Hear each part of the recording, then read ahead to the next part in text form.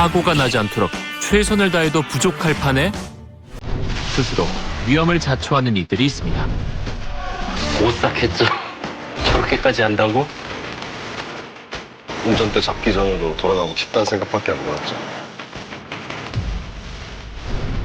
타인은 물론 본인도 위험에 빠뜨리는 최악의 선택을 하는 운전자.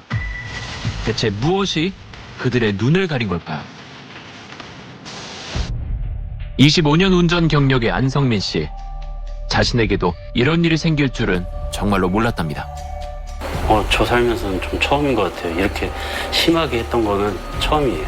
좀 무섭더라고요, 많이. 공포스러웠던 그날의 기억. 차로 변경하는 성민 씨 앞으로 한 차량이 끼어드는데요.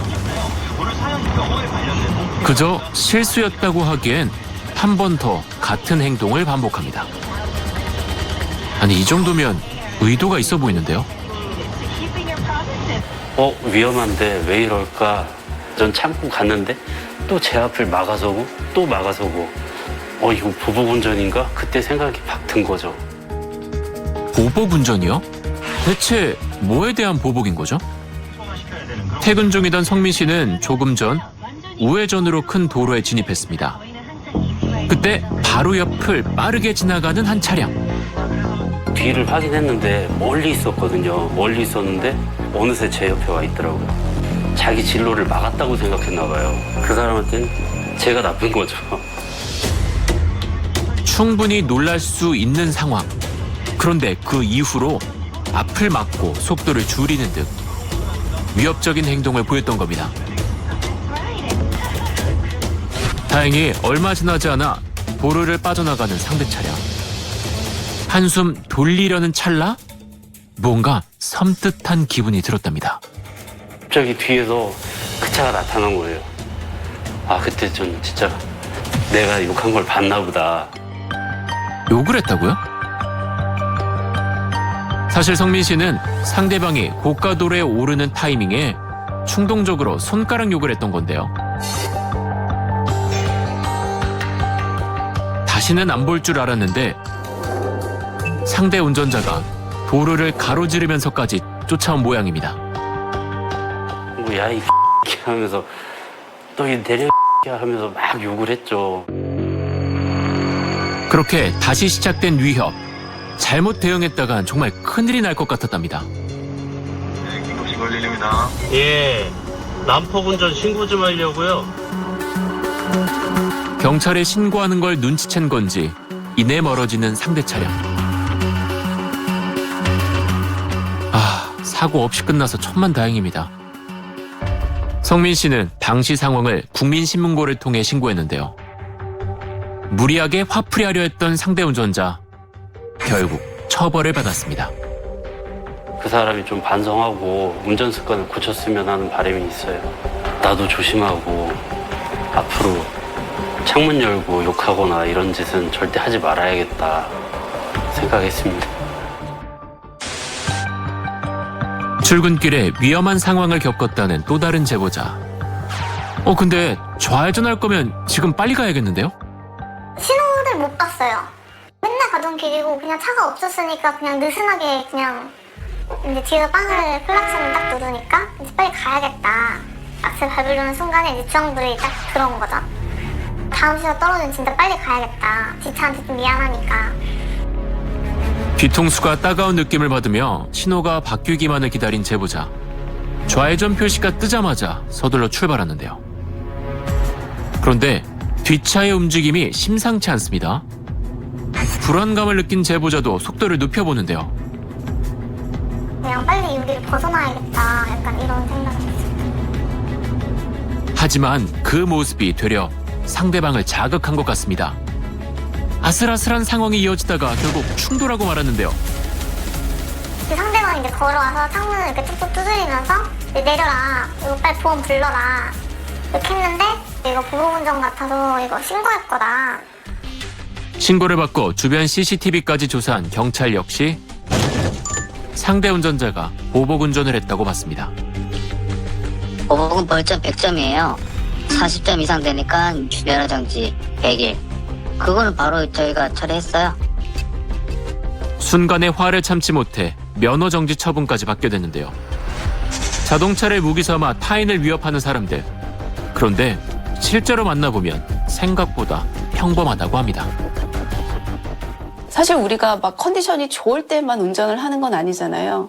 굉장히 피곤하고 굉장히 스트레스풀한 상황에서도 운전을 하게 되는데 이럴 때는 아주 자그마한 자극에도 감정이 일어날 수 있죠. 그래서 누구나 보복 운전자가 될 수 있고 우리 항상 그걸 경계해야 된다라고 생각합니다. 차는 위험한 물건이거든요. 위험한 물건으로 막 들이받을 듯한 행동은 특수협박죄에 해당됩니다. 특수협박, 특수폭행, 운행중 운전자협박죄 이런 죄들이 경합되면 7년 이하의 징역형 또는 2천만 원 이하의 벌금형에 처해집니다. 사고가 난 모양인데요. 당시 상황이 담긴 CCTV 영상입니다. 옆 골목에서 진입하던 오토바이와 제보자의 차량이 충돌한 건데요. 큰일 났다 이런 생각밖에 없었지. 과실비율을 따라서 일단 저희가 술을 먹은 상태고 네? 아니, 음주운전이었다고요? 그냥 와이프랑 밥 먹으면서 이제 반주를 좀 마셨는데 술도 얼마 안 마신 상태였고 그래서 그냥 후회를 많이 했죠. 집 근처 식당에서 함께 술을 마시고 아내가 운전을 했던 상황.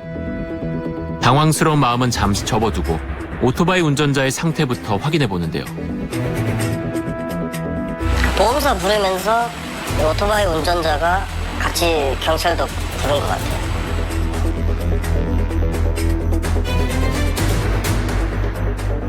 음주 측정 결과 아내는 면허 정지 수치가 나왔습니다. 술 마시고 운전한 잘못은 바로 인정하고 받아들인 제보자 부부. 하지만 어딘가 찝찝한 기분이 들었다는데요. 물론 뭐 술 먹고 운전하면 100번 잘못했지만 이 사고 내용은 인정하기가 좀 힘들었죠. 전혀 사고 날 상황이 아니었어요. 그때 저희가 엄청 천천히 운전을 해서 차체가 거의 한 절반 이상이 빠져나왔는데 거기서 이제 사고가 난 거라서 그래서 뭐 확인차 이제 CCTV 영상 확인했죠. 오토바이의 동선부터 확인해 보기로 했습니다. 발품을 들인 끝에 결정적인 증거를 확보할 수 있었는데요. 오전 6시경 식사를 마치고 식당에서 나오는 제보자 부부. 주차해둔 차를 향해 걸어갔는데요. 그때 어디선가 한 남자가 나타납니다. 부부가 사라진 쪽을 유심히 지켜보는 듯한데요. 갑자기 빠른 걸음으로 이동합니다.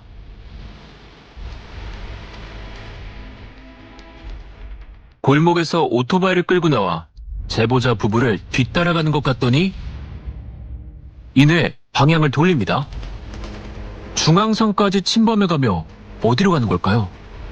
저희 차를 바로 뒤쫓아서 따라온 게 아니라 칸블럭 간격으로 진짜 우연을 가장해서 이렇게 사고를 낸 거라서 아 이거 제법일 수도 있겠다 이 사람 한두 번이 아닐 수도 있겠다 이런 생각이 들었죠. 동이 뜨기 전 아직 어두웠던 만큼 차량의 헤드라이트 불빛을 보고 쫓아온 것 같다는 제보자. 이게 진짜라면 소름 돋는데요. 제보자는 이후 경찰에 수집한 CCTV 영상을 제출했는데요.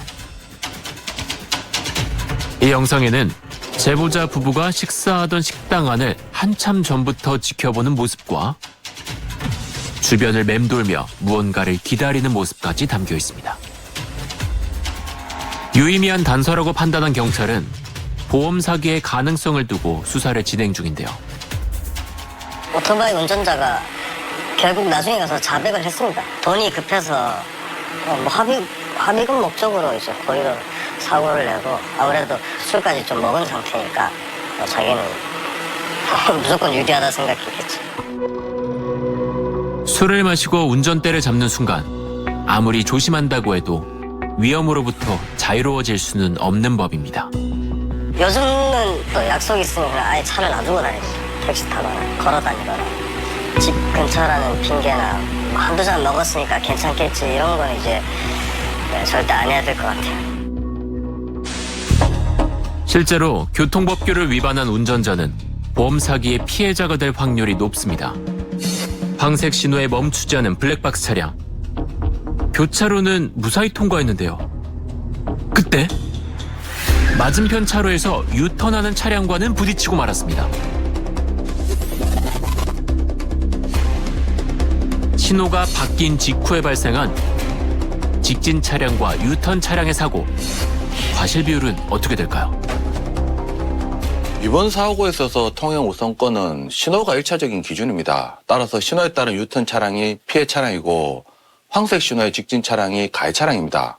유턴 차량 과실 30% 정도, 황색 신호의 직진 차량 과실 70% 정도로 평가됩니다. 그런데 유턴하는 차량이 좀 이상합니다. 차가 오는 걸 많이 보면서도 왜 멈추지 않고 그대로 진입했던 걸까요? 배동 장치도 하지 않고 그냥 와서 박았다고 이제 보험 사기 의심이 간다고 저희한테 의뢰를 했기 때문에 저희도 이제 그런 사고를 계속해서 이제 추적을 한 거죠. 조사 결과 인근 지역에서 비슷한 사건들이 지속적으로 발생하고 있었습니다. 교차로에서 타이밍을 기다리다 신호 위반하는 차량만 노려 사고를 내는 수법. 위반 행위를 했다는 사실 때문에 경찰 신고를 주저하는 심리를 이용한 것으로 보인답니다. 여기서 사고 날 때까지 9번을 도는데 이런 식으로 계속 도는 거예요. 이제 그 범행 대상하고 사고가 날 때까지. 신호 위반이 잦은 교차로를 몇 번이고 돌며 대상을 물색하는 집요함. 그 집요함이 덜미가 되어 붙잡힐 줄은 몰랐나 봅니다. 검거 인원은 53명이었고 피해 금액은 한 2억 2천만 원 정도 한 4명, 5명씩 타고 가면서 이렇게 경미한 사고인데도 한방병원에 가서 치료받고 또 합의금 받고 그런 경우죠. 이번에 검거된 1등은 모두 보험사기방지특별법 위반으로 검찰에 송치됐는데요.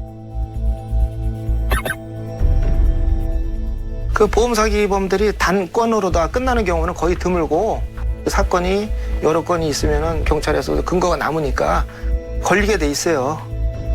아울러 범죄 대상이 되지 않기 위해 늘 교통법규를 지키는 것도 중요하겠습니다. 그리고 이미 보험 사기를 당했더라도 구제받을 방법이 있다는데요. 2024년 4월 15일부터 자동차 보험 사기 피해가 확인된 운전자에 대해서 교통사고 기록을 삭제해주고 있는데요. 보험개발원 홈페이지에 직접 접속하여 자동차 보험 사기 피해 사실 확인서를 발급받아서 전국 경찰서에 제출하시면 됩니다.